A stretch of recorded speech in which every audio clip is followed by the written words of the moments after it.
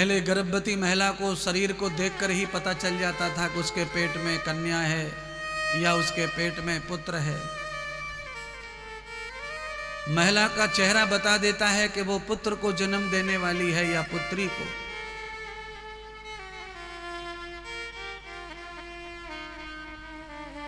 विज्ञान में भी ऐसा माना गया है कि महिला के शरीर पर 7वें 8वें महीने में जरा सूजन आ जाए तो फिर आदमी को समझ लेना चाहिए कि ये कन्या को ही जन्म देने वाली है। अगर 9वें महीने तक शरीर में कहीं भी सूजन वगैरह नहीं आती है तो समझना चाहिए ये पुत्र को जन्म देने वाली है। तो बहुत बड़े विज्ञान की आवश्यकता नहीं है। हमारे तो अनपढ़ माताएं पहचान लेती थी। पहले गांव में कई माताएं ऐसी बुजुर्ग रहती थी जिनको बड़ी प्रसिद्धि प्राप्त थी इस बात की। किसी की डिलीवरी हो रही है घर में तो उस माता को बुला के लाओ, उस दादी को लाओ, उस मौसी को लाओ। तो लोग उसको बुला के लाते थे और वो बढ़िया तरह से डिलीवरी कर देती थी। जच्चा बच्चा दोनों अच्छा। अब तो गांव में कोई कितना भी सयाना माता हो, बूढ़ी हो, समझदार हो, उसका कोई महत्व नहीं बचा। क्योंकि अब जितना डॉक्टर और नर्स के ऊपर भरोसा है उतना किसी के ऊपर भरोसा नहीं करता कोई। कभी कभी डॉक्टर से भी ज्यादा अनुभव बिना डिग्री वाले को हो जाता है। सरकारी अस्पतालों में तो पहले चपरासी जो रहता था वही डॉक्टरी करता रहता था सालों सालों तक। डॉक्टर के साथ रहकर वो इतना ज्यादा सीख जाता था। किताबों में सीखना और किसी के साथ रहकर सीखने में बहुत अंतर है। किताब का सीखा हुआ बहुत कम काम आता है और किसी व्यक्ति के द्वारा सीखा हुआ वो रोज काम आता है और सफल रहता है, क्योंकि वो अनुभव का ज्ञान है, किताब अध्ययन का ज्ञान है। दोनों ही आवश्यक है।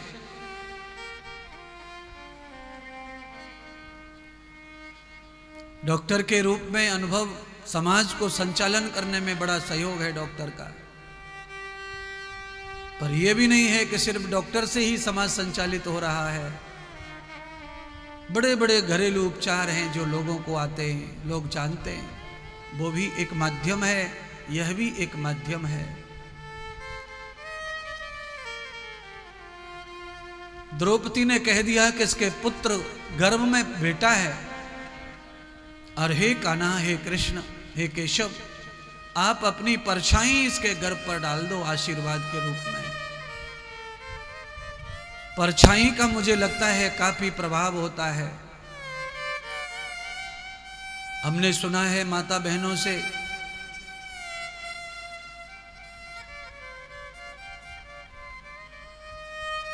एक आध बार हम जो लोग कहीं ऐसे जाते थे बचपन में तो वहां हम सुनते थे बूढ़ी बूढ़ी माताओं से कि अचार की बरनी धूप में रखी है, उसके नजदीक वो छोटी बहू को मत जाना, छोटी बहू को रोक देते थे, वहां मत जाना, अचार की बरनी के बगल से मत निकल जाना, तेरी परछाई पड़ी तो अचार खराब हो जाएगा, ये हो जाएगा, वो हो जाएगा। तो इससे मुझे लगता है परछाई का भी प्रभाव होता है। कई लोगों की परछाई इतनी खतरनाक होती है कि तुलसी पे पड़ जाए, तुलसी सूख जाए। कई लोगों की परछाई ऐसी होती है कि सूखी हुई तुलसी हरी हो जाए। कई लोगों का पैर पड़ जाए घर में तो नाश कर दे, कई लोगों का पैर पड़ दे तो वाह वाह करवा दे, जय जयकार कर दे, फैक्ट्री खुलवा दे, कंपनी खुलवा दे। पता नहीं किसके पैर में कब कहाँ पदम लेटा है और कहाँ पर नाश लिखा है। हम में तुम में ही सब कला है। आपके और हमारे पैर में ही जादू है, दुख देने का, सुख देने का। किसी का पैर इतना जोरदार होता है जहां पड़ जाए वहीं सुख, वहीं आनंद, वहीं उत्सव। और किसी का पैर ऐसा होता है कि पड़ते से ही सब भाग जाते हैं छोड़कर, सब सूना सूना हो जाता है।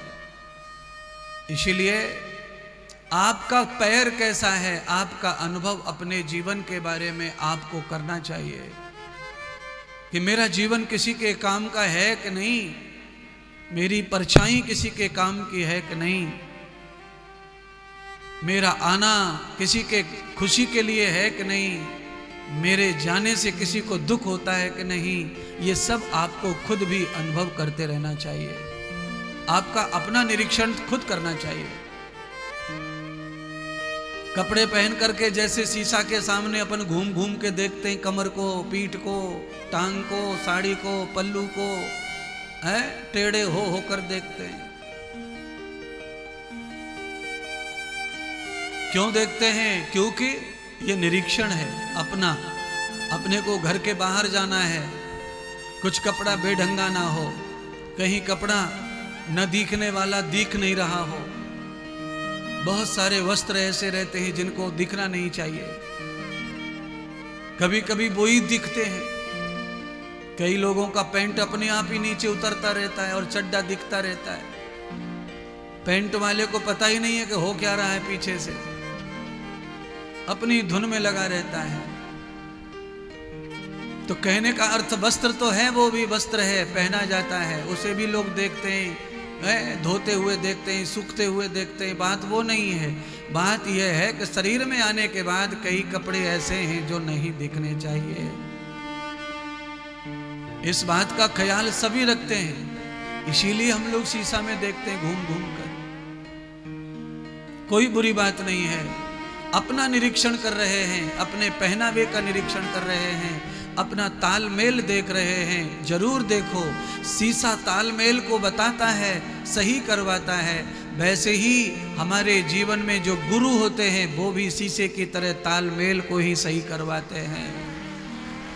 जीवन में क्या बेढंगा हो गया, क्या जीवन में निकल गया, क्या दिख रहा, क्या नहीं दिख रहा। जब गुरुदेव सामने आते हैं तो वो शीशा ही बनकर खड़े हो जाते हैं। आपकी अच्छाई और बुराई दोनों को वो दर्पण में दिखाते रहते हैं। ज्ञान का दर्पण, सत्संग का दर्पण, वैराग्य और विवेक का दर्पण जब सामने लग जाता है तो सब कुछ तुम्हें दिखाई देता है। कल्पना करो, एक महात्मा के पास में एक भक्त आया। उसने महात्मा से कहा, महाराज, महात्मा जी, मुझे अंधेरे में कुछ नहीं दिखता। महात्मा ने कहा, अच्छा, कुछ तो दिखता होगा। तो उसने कहा, नहीं, मुझे कुछ नहीं दिखता अंधेरे में। तो महात्मा ने कहा कि कुछ तो दिखता होगा। उसने फिर कहा कि मुझे कुछ नहीं दिखता। तब महात्मा ने कहा कि अंधेरे में आदमी को अंधेरा तो दिखता है, रात में आदमी को रात तो दिखती है, पर रात में और कुछ सामान न दिखे वो माना जा सकता है, पर रात में रात ना दिखे वो कैसे माना जा सकता है। महात्मा ने अंत तो उपदेश दिया और कहा, जिस आदमी को रात में रात, अंधेरे में अंधेरा तक नहीं दिखता, उसे कभी उजाला भी दिखने वाला नहीं है। अर्थात इस मुहावरे का अर्थ क्या है? इस मुहावरे का अर्थ है, जिस आदमी को अपना अज्ञान नहीं दिखता है उसे कभी ज्ञान भी मिलने वाला नहीं है। इसीलिए कम से कम अंधेरे में अंधेरा तो दिखना चाहिए, नहीं दिखता तो समझना चाहिए कि अंधेरा है। महात्मा ने सच उपदेश दे दिया कि ऐसे मूर्ख को कुछ नहीं दे के फायदा। जिसे अंधेरे में अंधेरा नहीं दिख रहा उसे उजाला कैसे दिखेगा? अज्ञान जिसे समझता नहीं है उसे ज्ञान की उपलब्धि नहीं है। आप सब लोग बड़े भाग्यवान हैं कि आपको अपना अज्ञान दिख रहा है, इसीलिए आप अपना घर बार से छोड़कर यात्रा करके पंडाल में आए हैं ज्ञान पाने के लिए। क्योंकि जिनको अपना अज्ञान समझता है वो ज्ञान ढूंढते ही रहते हैं। आपको मिल गया आज ज्ञान का स्थान, आप आ गए। अब कुछ न कुछ आपको आज अवश्य मिलेगा ज्ञान के रूप में। भगवान ने आशीर्वाद दे दिया, सतायश्य भव, अमृत्य भव, हे बालिका, तेरे गर्भ में जो बालक है अब वो अजय है, उसको अब कोई मार नहीं सकता है, और उसका ये पावन जन्म है। भगवान ने जैसे ही आशीर्वाद दिया, उत्तरा को लेकर के उत्तरा के महल में द्रौपदी छोड़ के आई। उत्तरा विश्राम ही कर रही थी। इतनी ही देर में द्रोणाचार्य के पुत्र अश्वत्थामा ने पांचों पांडवों को मारने के लिए ब्रह्मास्त्र का प्रणार कर दिया, ब्रह्मास्त्र छोड़ दिया। ब्रह्मास्त्र निकल तो गया, नारद जी को पता चला। नारद जी जान गए कि ब्रह्मास्त्र कभी खाली नहीं लौटेगा, पांचों पांडवों को आज जला देगा।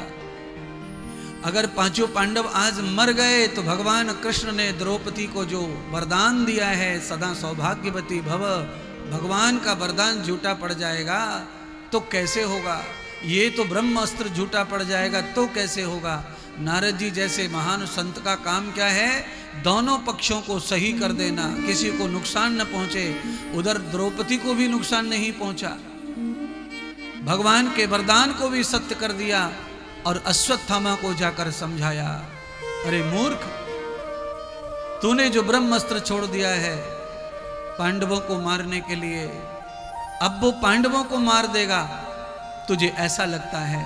पर सुन, पांडवों को भगवान श्री कृष्ण ने वरदान दिया हुआ है द्रौपदी के रूप में, और द्रौपदी सदा सौभाग्यवती मरेगी, उसके पति उससे पहले नहीं मर सकते।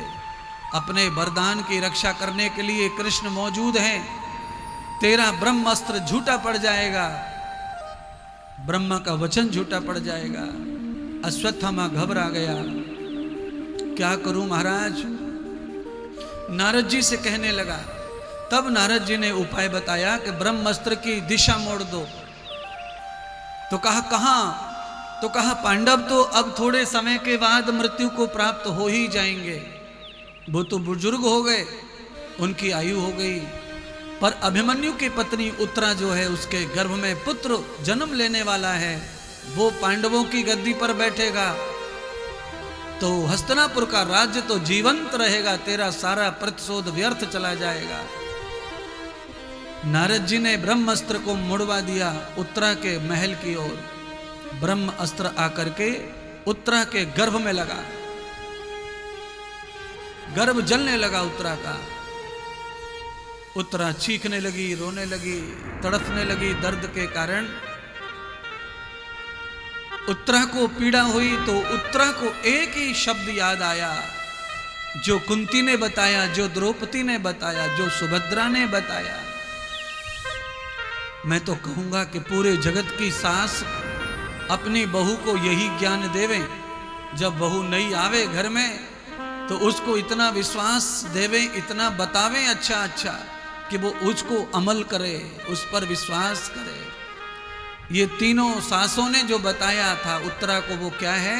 वो एक ही शब्द बताया था तीनों ने।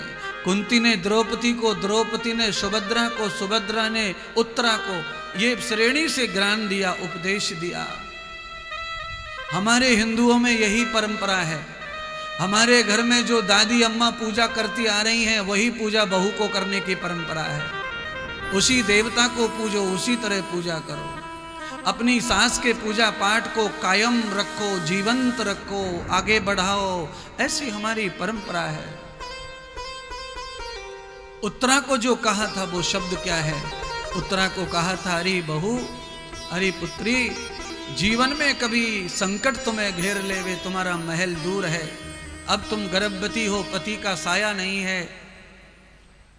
जब भी तुम्हारे जीवन में संकट आए तो केवल और केवल तुम द्वारकानाथ का ही चिंतन स्मरण करना, हमारा ध्यान मत करना, हमें आवाज भी मत देना।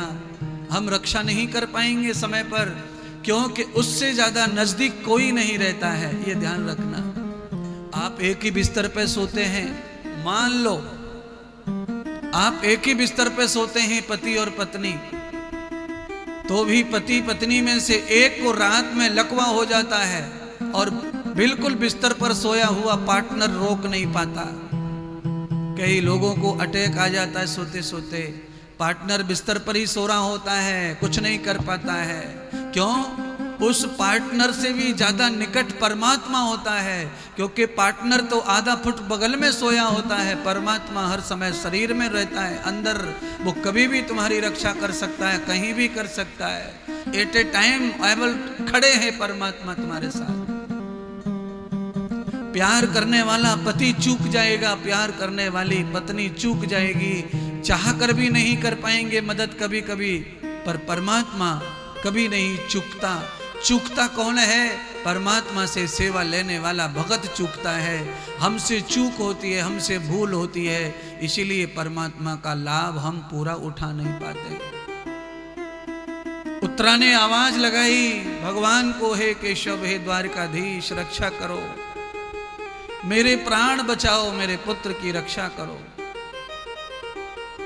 भगवान कृष्ण तो अभी मौजूद थे हस्तिनापुर में, दौड़कर पहुंच गए उत्तरा के कमरे में और गर्भ में प्रवेश हो गए। जिस भगवान ने कभी गर्भ में प्रवेश नहीं किया, इतनी बार अवतार ले लिया, पर कभी मां के गर्भ में जो नहीं गए, आज भक्त की रक्षा करने के लिए उसके गर्भ में प्रवेश हो गए महाराज, और अपने सुदर्शन चक्र से ब्रह्म अस्त्र को वापस कर दिया, पूर्णतः गर्भ सुरक्षित कर दिया और अच्छी तरह से गर्भ का आदान हुआ।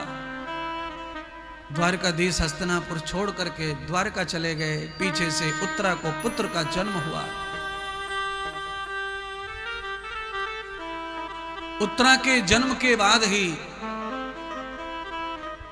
धृतराष्ट्र को, गांधारी को लेने विदुर आए। विदुर और गांधारी को लेके चले गए बद्रीनाथ। कहते हैं जंगल में अचानक आग लगने के कारण ये तीनों प्राणी समाप्त हो गए। उसके बाद नारद जी ने कहा मैत्रेय ऋषि से, अरे मैत्रेय गार्गी, पांडवों को संदेश लेकर मैं गया। ये अपवीति कथा नारद सुना रहे हैं।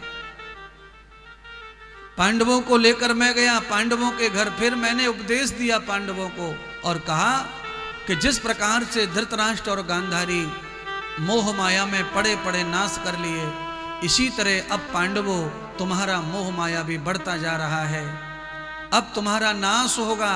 नहीं तो ऐसा करो कि तुम्हारा परीक्षित पुत्र बड़ा हो गया है, उसको राज्य सौंप दो और हिमालय जाकर के अब प्रायश्चित करो। मैं सबको बताना चाहता हूं, जितने बुजुर्ग हैं, 51 वर्ष के बाद की जो आयु है वो प्रायश्चित के लिए है, मौज मस्ती के लिए नहीं है। 51 वर्ष में भी तुम्हें अपने आप को जवानी लगती हो कि जवान है अभी तो 60 साल पे सुधर जाओ।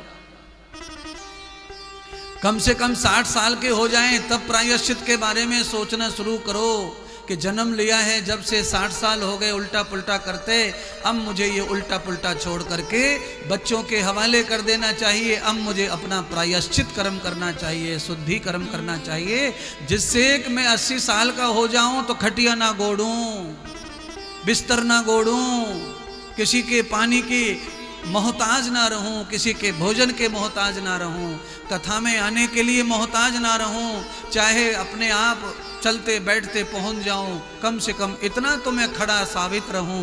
ये सब संभव है, पर ये संभव कब है? जब आप समय पे प्रायश्चित करने के लिए सुधर जाते हैं इस प्रपंच को छोड़कर, तो संभव है। 1000 साल तक कोई महात्मा संत ऋषि मुनि राजा महाराजा जीवित रह सकते हैं। प्रायश्चित कर्म करने के लिए बुढ़ापा है।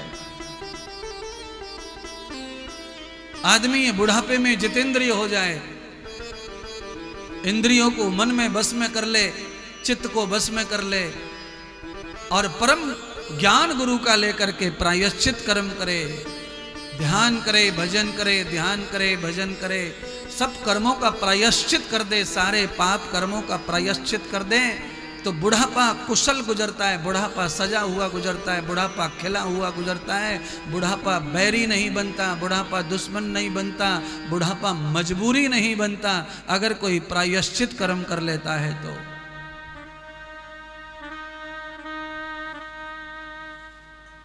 लोग क्या करते हैं?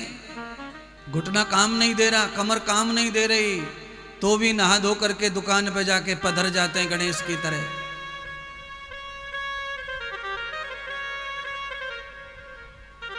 आदत हो जाती है काम के बैठने की दुकान पर, प्रायश्चित करने का ध्यान भूल जाता है लोभ में, लालच में।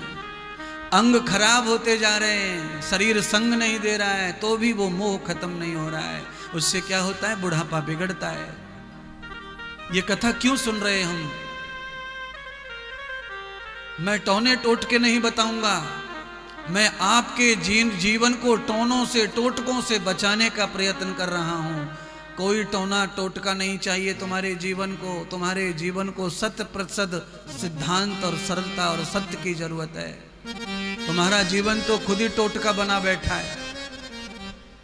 तुम्हारा जीवन स्वयं का ही टोटका है। तुम जहां बैठ जाओ, जहां चले जाओ, वहीं कुछ गड़बड़ होता है।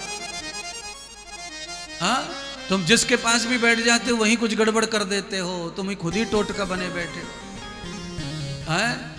एकदम शांत, शांति शांति शांति शांति, और शांति में ही शांति जाके बैठ गई और शांति ने ही क्रांति कर दी। बोलिए, 4 लुगाई बैठी हैं, 5वीं आके घुसड़ गई बीच में, जगह नहीं है तो भी जगह बना ली, और 5 हो गई तो सरपंच हो गई पंच, और पंच हो गई तो पूरे गांव की पंचायत कर रही हैं। बोलिए, और ये पुरुष लोग तो तुमसे भी ज्यादा बेहतर हैं। ये तो एक ही बीड़ी को 5 पीते रहते हैं और झूठ बोलते रहते हैं बैठे बैठे। है? बोलो, चाय नहीं झूठी पिएंगे, दूध झूठा नहीं पिएंगे, जलेबी तक झूठी नहीं खाएंगे, पर बीड़ी को झूठा। ले भाई गुड्डू ले, पप्पू ले, हुगम्मू ले, बादू ले। बोलो, ऐसा बीड़ी में क्या पवित्र है जो सबके मुंह में जाके भी पवित्र है, और ऐसा पानी में क्या अपवित्र है जो दूसरे के मुंह लगते से झूठा हो गया। बोलो, बीड़ी पीते पीते पूरे गांव की भविष्यवाणी करवा लो, गुटखा खाते खाते पूरे गांव की भविष्यवाणी करवा लो। अरे पगले, दूसरों की भविष्यवाणी क्यों कर रहा है? तू अपने भविष्य के बारे में सोच। 14 साल से लगातार खा रहा है, रोटी खाने में मिर्ची लगती है, तुझे भविष्य नहीं पता है कि गाल में क्या आने वाला है। जल्दी से जल्दी अपना भविष्य छोड़कर दूसरों के भविष्य पे चर्चा करते रहते हैं, फूंक मारते रहते हैं, धुआं उड़ाते रहते हैं। हाँ? क्या चर्चा करते हो? कोई फायदा नहीं है ऐसी चर्चा कर करके। पूरा जीवन तुम्हारा यूं ही बीता जा रहा है, समय समाप्त हो रहा है। अच्छा बताओ, आपने 4 लुगाइयों में बैठ के जो बचर बचर कर लिया, उससे क्या फायदा कर लिया? क्या लाभ हो गया? आपने पूरे गांव को हरा दिया, जिता दिया, सब चुनाव करवा दिए, तुमने कौन सा फायदा कर लिया? बकवास करके, दुनिया भर की बैटरी खर्च करके। आदमी थक नहीं रहा, बोलते बोलते बोलते बोलते दिन भर बक बक करता रहता है। अरे कुछ अर्थ की बात करो। कमर नहीं दे रही साथ, घुटना नहीं दे रहा साथ, परेशानी खड़ी हो गई है शरीर में, तो प्रायश्चित के बारे में सोचो। उम्र तो अब बढ़ेगी नहीं, वो तो जा रही है डाउन की ओर। जो बढ़ना था बढ़ गया, अब डाउन की ओर जा रहा है। घर में बच्चे बड़े हो गए, समझदार हो गए, संभालने वाले हो गए, तो कम से कम तू अब तो प्रायश्चित कर ले। अब अंग बिगड़ रहे तेरे, शरीर साथ नहीं दे रहा, भगवान ने जो बनाया है वो भी धोखा दे रहा है। अब प्रायश्चित कब करेगा? अचानक किसी दिन मर जाएगा, सारे पाप साथ चले जाएंगे, फिर अगले जन्म में भोगने पड़ेंगे, फिर और टूटेगा, फिर टेढ़े होंगे, कुछ मेढ़े होंगे।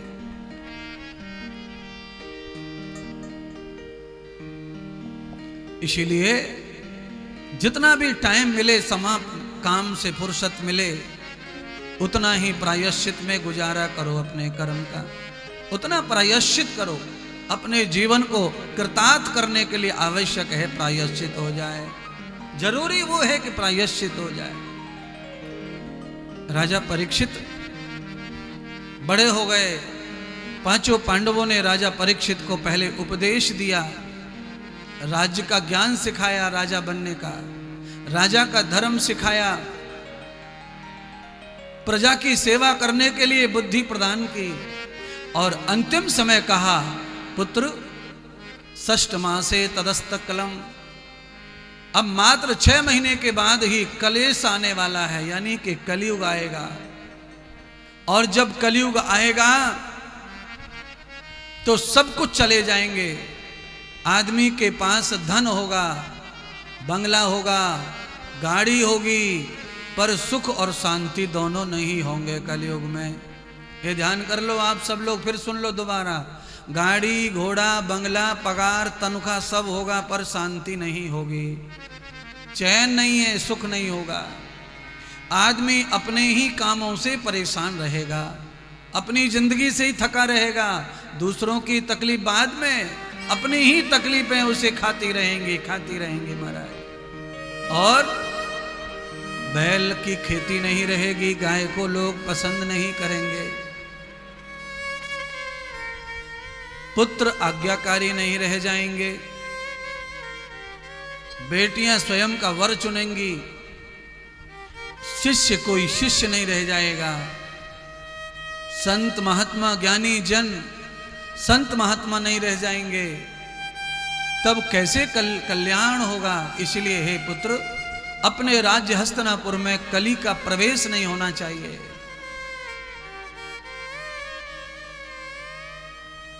राज्य अभिषेक करके पांचों पांडव चले गए।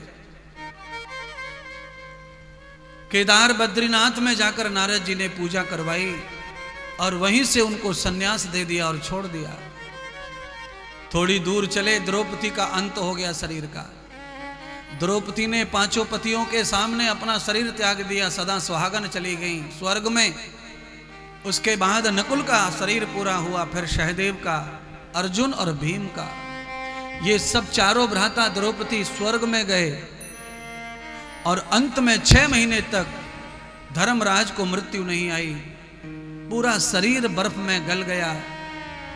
तब विमान लेने के लिए परीक्षित के दादाजी को आया, धर्मराज को, युधिष्ठिर को। भगवान विष्णु ने कहा चलो। कृष्ण भगवान कहने लगे, धर्मराज चलो, तुम्हें मुक्ति प्राप्त हो गई, मेरा धाम प्राप्त हो गया। तुम्हारे चारों भ्राता स्वर्ग में हैं और बाद में वो जन्म लेते रहेंगे, पर तुम्हारा जन्म मरण का अंत हो गया है, तुम मुक्त हो गए हो। तब धर्मराज ने कहा कि प्रभु, जब आपने मुझे मुक्त कर दिया तो मेरा साथ जिसने कभी नहीं छोड़ा, वो मेरा पालतू कुत्ता भी मेरे साथ है, आप इसका कल्याण करो पहले।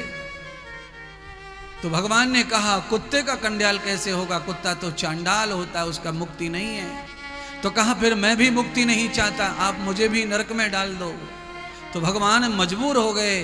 तो भगवान ने पांडवों के बड़े भ्राता धर्मराज के पालतू कुत्ते को पहले मुक्ति प्रदान की और फिर धर्मराज को मुक्ति प्रदान की। इस कथा से क्या मिला है सीखने को? ये कथा बंधुओं बहनों ये सिखाती है, किसी धर्मात्मा प्राणी के संग संग अगर हम कुत्ते की तरह भी पड़े रहें, पालतू बनकर कहीं भी चौकट पे भी पड़े रहें, तो भी धर्मात्मा का संग करने से हमारे कर्म चाहे चांडाल सरीके हों, पर मुक्ति मिलती है, भगवत शरणागति मिलती है। इसीलिए हमेशा संत महात्माओं के पालतू बने रहो, उनके साथ जुड़े रहो।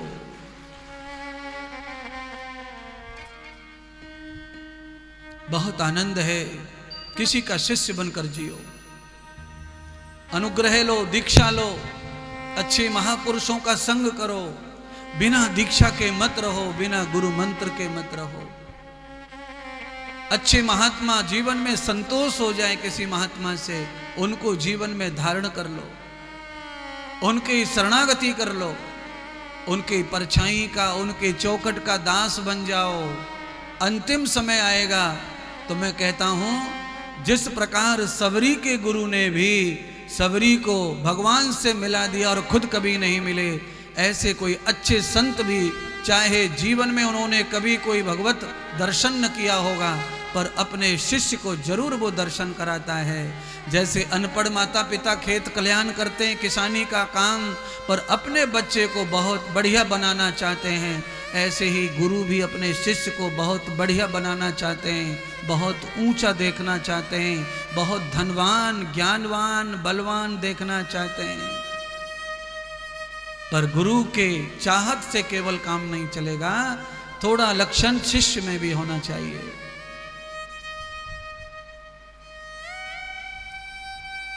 पांचों पांडवों का कार्य संपन्न हो गया। परीक्षित बड़े हो गए, आज घोड़े पर सवार होकर